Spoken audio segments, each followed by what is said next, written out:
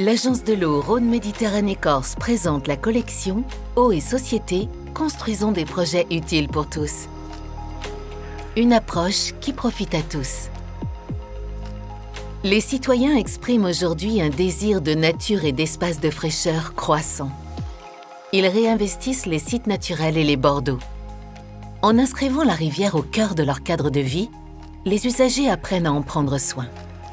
C'est un cercle vertueux. Ce qui est bénéfique pour les citoyens l'est aussi pour l'eau. Écoutons leurs témoignages.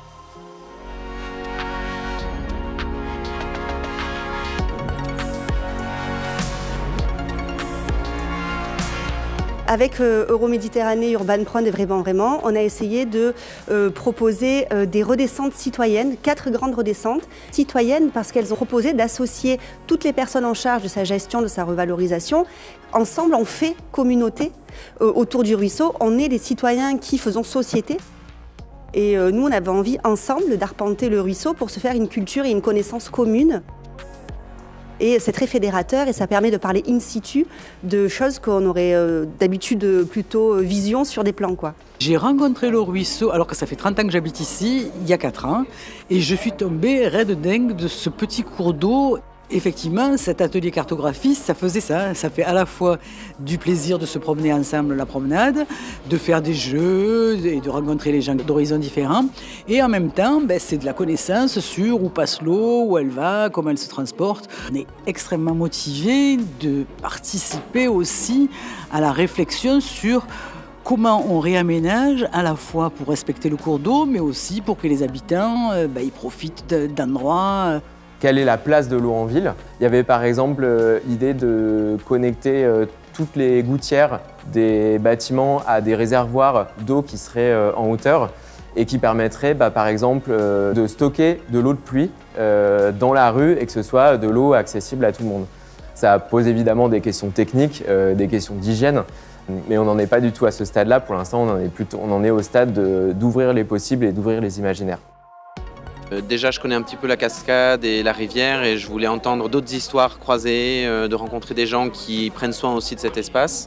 Donc de pouvoir interagir avec des trajectoires de vie et puis des acteurs locaux qui se posent des questions, où on arrive à raconter du coup des bouts de vie ou des idées, des rêves.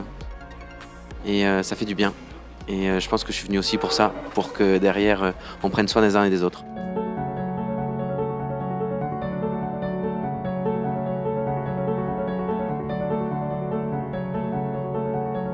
Pendant des années, on a vu l'eau dans ce Londres qui était pas de bonne qualité. Et grâce aux travaux qui ont été réalisés, ça on peut le souligner, c'est remarquable, hein, on a une qualité d'eau qui s'est bien améliorée.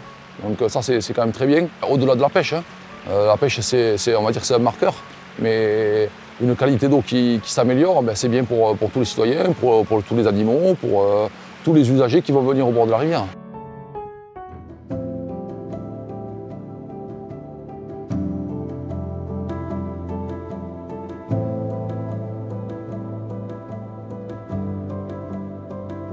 On a entendu pourquoi tel endroit était très intéressant, pourquoi telle personne avait un attachement émotionnel, historique fort, parce qu'il a grandi ici, parce qu'il venait se promener avec ses parents, avec ses grands-parents, parce qu'il venait pêcher à tel endroit, etc.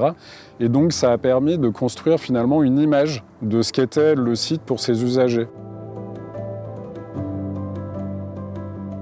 Nous, pêcheurs, on a apporté 2 points de vue. On a apporté le point de vue usager pour tout ce qui est loisir et ce qu'elle a impliqué ces travaux sur le loisir pêche, où il fallait essayer de préserver des accès pour les personnes, par exemple, à mobilité réduite ou nos usagers qui ont un âge avancé et qui ont besoin d'accéder au bord de l'eau assez facilement.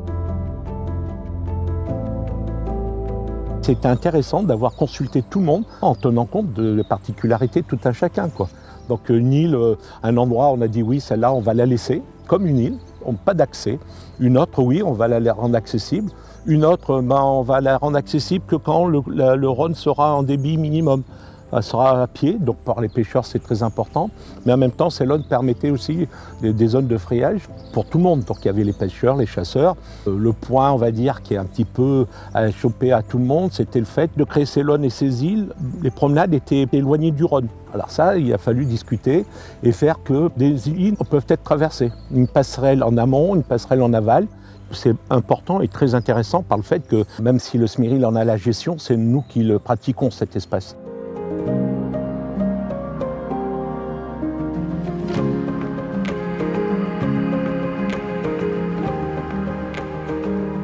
J'ai participé aux différentes réunions, y compris des réunions de chantier ici au Moulin. Il y a eu forcément, oui, des discussions sur la démolition du barrage, sur plein de choses, forcément. Des gens qui sont là depuis des années, qui ont d'ailleurs plus une vue de leur vie à eux, d'avant. Tout doucement, ça fait ce petit bonhomme de chemin et c'est peut-être pas si mal ce moulin et c'est quand même un bel endroit. Ça, c'est ce que j'entends régulièrement dans mes manifestations, notamment le spectacle en plein air ou le marché artisanal. Les gens nous disent qu'est-ce qu'on se sent bien. Je trouve qu'il y a une âme qui se dégage de cet endroit. Ah ben écoutez, avant il y avait que les pêcheurs qui venaient. Aujourd'hui, il y a les promeneurs. Quand il y a des animations, vous voyez, on a une vieille buvette là pour animer.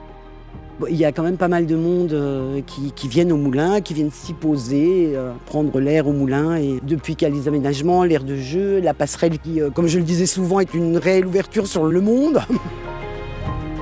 Il y a des ateliers qui se déroulent un mercredi sur 2 l'après-midi pour l'hiver. Et du coup, là aussi, ça draine entre 25 et 30 personnes qui viennent jouer aux cartes, qui viennent faire de la broderie. Ça draine un peu sur toute la vallée. Et des gens qui viennent se retrouver. C'est quand même un point, malgré tout, un vrai point de ralliement.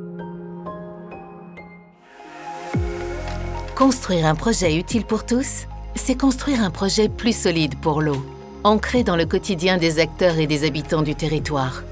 Gestionnaires, collectivités, vous avez un projet pour l'eau qui met en œuvre l'utilité sociale sur votre territoire ? L'Agence de l'eau vous accompagne.